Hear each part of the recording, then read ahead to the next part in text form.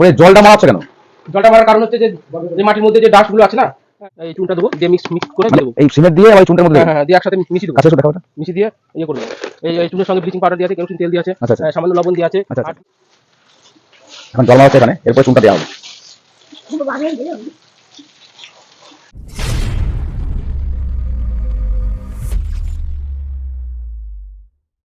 নমস্কার আমার ফার্মার বন্ধুরা, আমি ফার্মার মনোজ চলে এলাম একটা নতুন ভিডিও নিয়ে।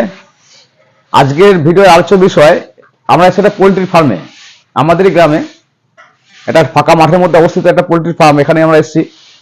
তা আজকে আলোচনা করব এই ঘরের যে পরিশোধন, পরিষ্কার পরিচ্ছন্ন থেকে শুরু করে তা কি করে চুন করতে হয়, তার পরিকাঠামো, এই ঘর সম্পর্কে শুরু করে কতটা মাপের আছে কি আছে, এর জলের ব্যবস্থা, এর খাবারের পদ্ধতি থেকে শুরু করে সমস্ত কিছু আলোচনা করব।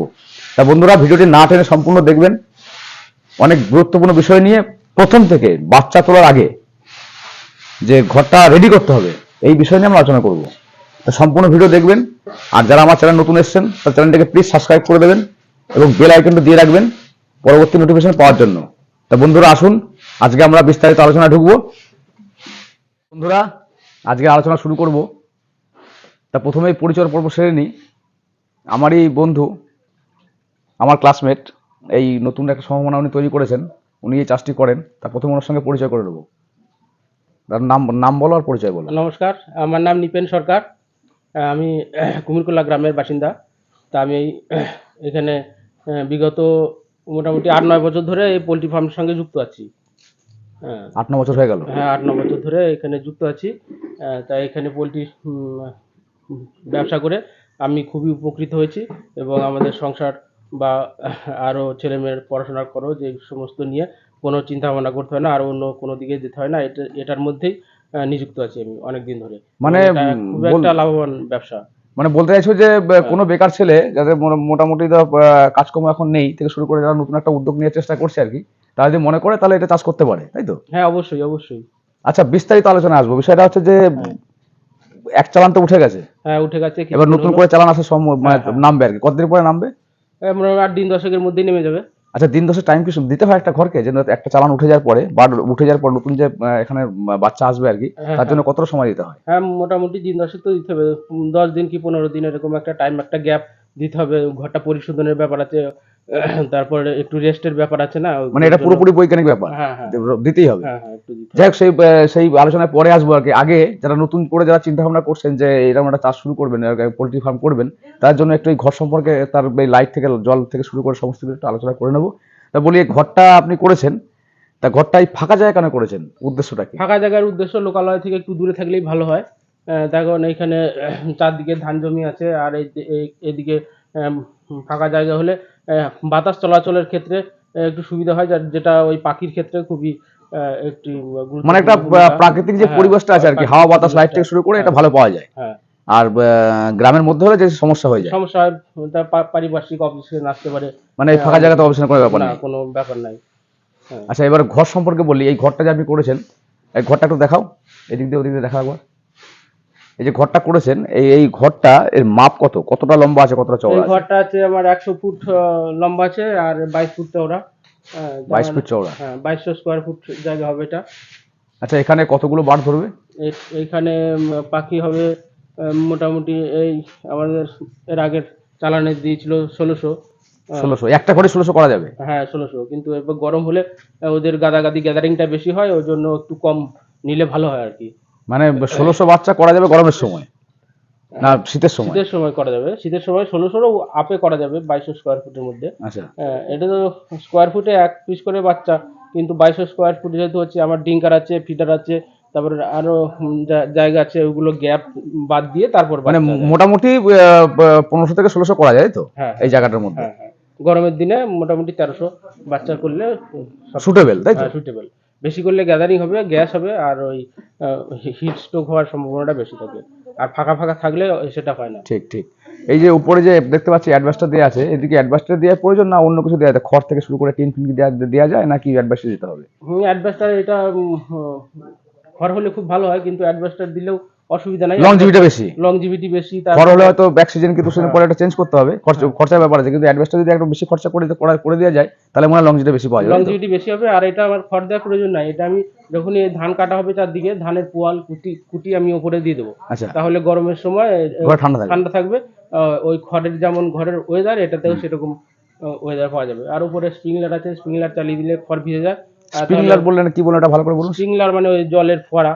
জলের ফোয়ারা হ্যাঁ, দেওয়ার ওই প্রয়োজন চালের- আছে হ্যাঁ, চালের উপরে, চালের উপরে। মানে খড়গুলো ভিজিয়ে দেওয়ার জন্য। হ্যাঁ, ভিজিয়ে দিলে তাহলে ওই তাহলে নিচেটা ঠান্ডা থাকবে। নিচেটা ঠান্ডা, মানে একটা weather মানে টা আছে। ঠান্ডা ঠান্ডা ওয়েদার রাখা প্রয়োজন, হ্যাঁ, বেশি গরম হলে বাচ্চার ক্ষেত্রে সমস্যা আছে। সমস্যা আছে। আচ্ছা, এগুলো বন্ধুরা আমরা এই সমস্ত বিষয়গুলো নিয়ে আরো পরে ভিডিও বানাবো এবং আরো নতুন নতুন জিনিস নিয়ে আলোচনা করবো। আজকের বিষয়টা যে যদি কোনো মানে আমার ভাই বন্ধু যাই হোক যদি চাষ করার মানে ইচ্ছা প্রকাশ করে যে হ্যাঁ এরকম একটা কনসেপ্টে আমরা নামবো, তা আমরা প্রথমে যে আলোচনা করছি সেটাতেই কনসেপ্ট করা ভালো আর কি, ওটা নিয়ে বিশেষ করে আলোচনা করবো আর কি।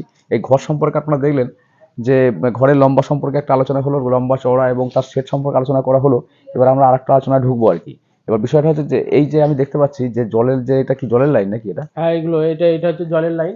এটা আচ্ছা, এটা জলের লাইন। এটা ওই অটো যে আমাদের ড্রিঙ্কার আছে, হ্যাঁ। অটো ড্রিঙ্কার, এই যে এই হুকটা আছে, এই হুকে ঝুলিয়ে দিলে এই যে জল পড়বে আচ্ছা, অটোমেটিক। আচ্ছা, আচ্ছা, জল যত খাবে পাখি তত জল এসে জমা হবে, জল কোনো সময় ফুরাবে না। আচ্ছা, আচ্ছা, আচ্ছা। ট্যাঙ্কির সঙ্গে একবারে সেটিং করা আছে। এই যে জলটা আপনি যে দিচ্ছেন এখানে জল কি কোনো মানে ওষুধপত্র দেওয়া হয়, হ্যাঁ, হ্যাঁ, কেমিক্যাল দেওয়া হয় যে জল শোধন করে দিতে হয়। জল শোধন করে হ্যাঁ। ট্যাঙ্কিতে দিয়ে দেওয়া হবে আর কি? তো এই জলগুলো এর সঙ্গে কানেক্ট করা হবে কানেক্ট নাকি? করতে হবে। হ্যাঁ, কানেক্ট করলে নিচে জল থাকবে, সবসময় জলে পর্যাপ্ত জল থাকবে আর কি। পর্যাপ্ত জল সবসময় ওদের দিতে হবে।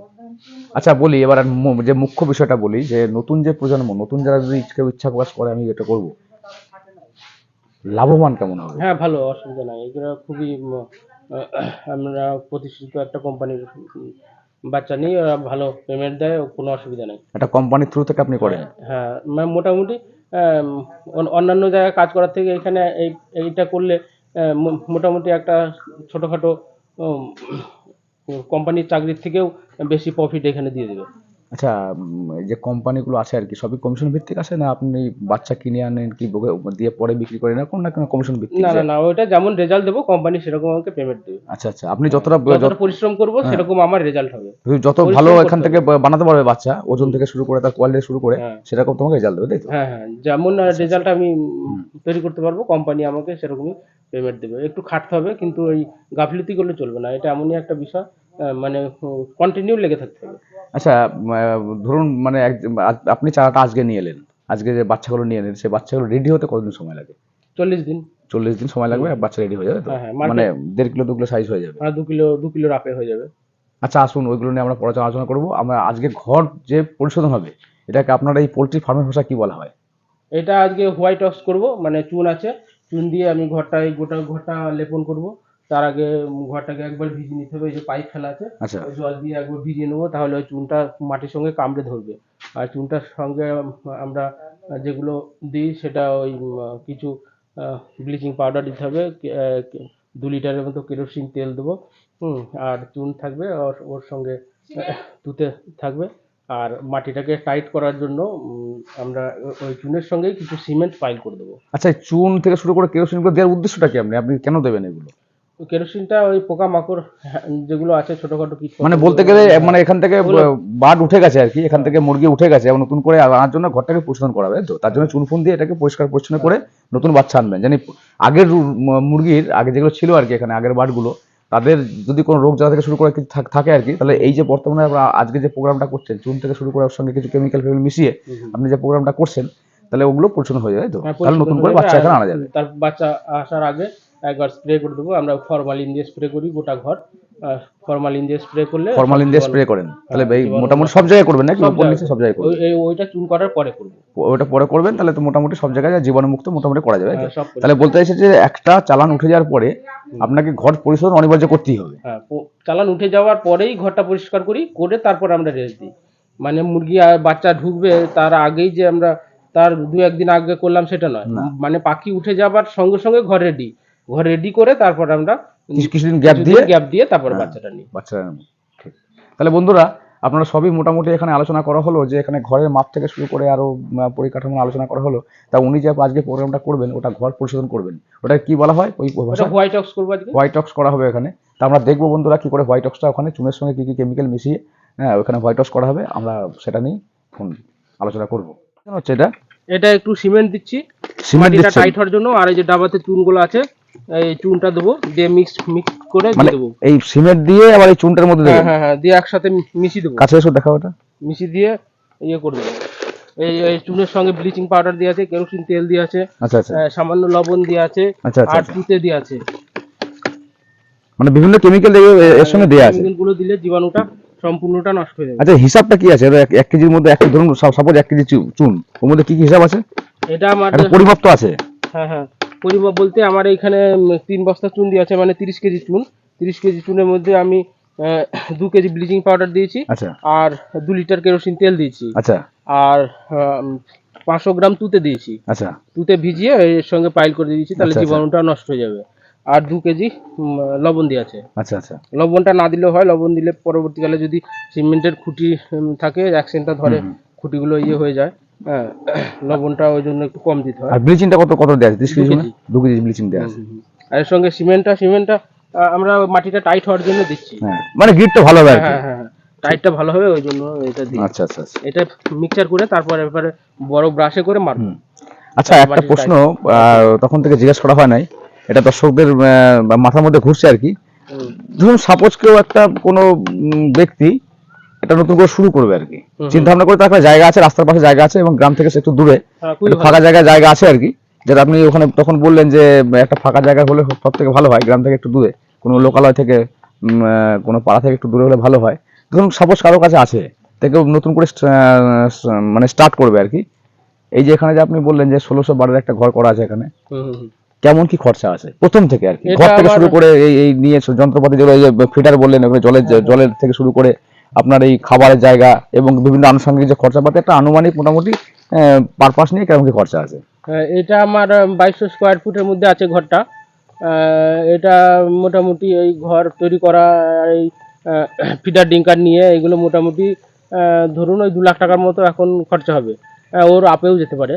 ওটা হ্যাঁ, প্রথমকালীন ওটা ইনভেস্ট, এককালীন প্রথমকার ইনভেস্ট ওটা। এককালীন ইনভেস্ট। তারপরে তো এগুলো তারপরে আপনার আর সেরকম ফিটার থেকে investment শুরু করে এই যে জলের লাইন, এই ঘর ফর, তার কোনো খরচা নেই। না না, আর খরচা নেই। এরপরে শুধু যেটা খরচা, এই যে এরপরে চাষ সম্পর্কে যে খরচা আছে, সেটা তো হ্যাঁ, খরচা হবেই, প্রতিবারই খরচা হবে ওটা। তুষ আনতে হয়, হ্যাঁ। বাচ্চা আসার আগে তুষ চলে আসবে, ওইগুলো একটু খরচা আছে। তা শুনলেন বন্ধুরা, যে একটা 1600 ফিটের 1600 বাচ্চার যে একটা মানে ঘর উনি তৈরি করেছেন, তার জন্য মোটামুটি অ্যাপ্রোচ 2 লাখ প্লাস, 2 লক্ষ টাকা ভারতীয় মুদ্রা, আমাদের ভারতের টাকায় 2 লক্ষ টাকার উপরে মোটামুটি মিনিমাম নিয়ে আনতে হবে।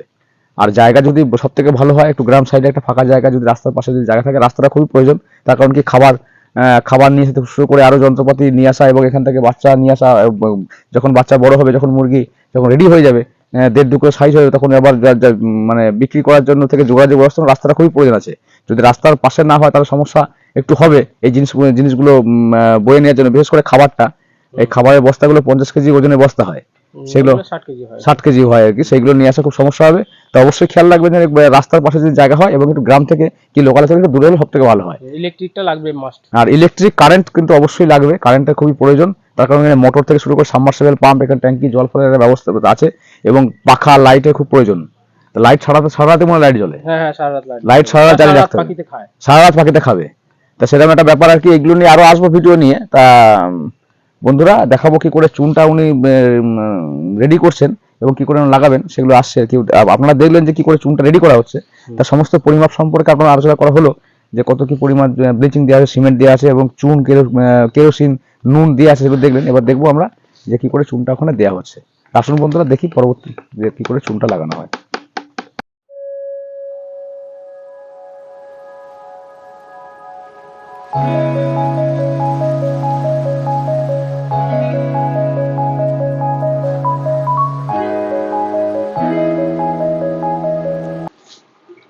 করে জলটা মারা হচ্ছে কেন? জলটা মারার কারণ হচ্ছে যে মাটির মধ্যে যে ডাস্ট গুলো আছে না, এই ডাস্ট গুলো ওই চুন মারার সময় স্লিপ মেরে চলে যেতে পারে। জল দিলে সব ডাস্ট বসে যাবে, ভালো করে ধরবে। চুনটা ভালো করে ধরবে।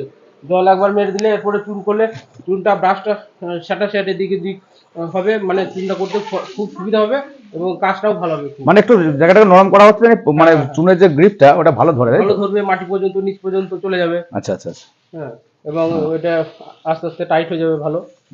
আর এমনি শুকনো অবস্থায় দিলে ভালো মিশবে না। সরে যাবে। হ্যাঁ সরে যাবে, পরে স্পট ধরে উঠে যেতে পারে, ও আচ্ছা আচ্ছা। ওই জন্য জলটা মারা। বেশ করে দোকানে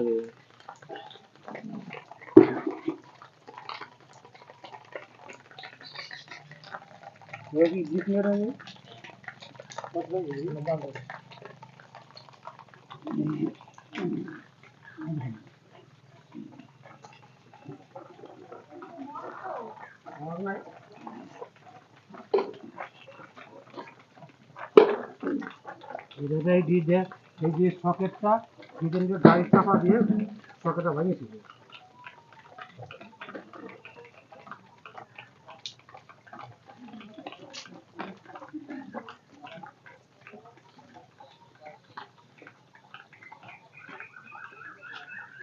আপনারা দেখলেন যে কি করে একটা পোলট্রি ফার্মে ঘর পরিশোধন করা হয়, তার বিস্তারিত আলোচনা করা হলো আর কি। তা এর পরবর্তী ভিডিওটা এখান থেকে আসবে, যে বাচ্চা নতুন নামবে, যে নতুন বার আসবে, সেই ভিডিওটা আমরা নিয়ে আসবো, খুব তাড়াতাড়ি নিয়ে আসবো। এখন তো ঘর পরিশোধনের কাজ হচ্ছে, তা সেই ভিডিওটা আপনারা প্লিজ দেখবেন। আর চ্যানেলে যারা নতুন এসেছেন তার চ্যানেলটাকে প্লিজ একটু সাবস্ক্রাইব করে দেবেন, এবং যদি ভিডিওটি ভালো লাগে থাকে তাহলে একটা লাইক দেবেন।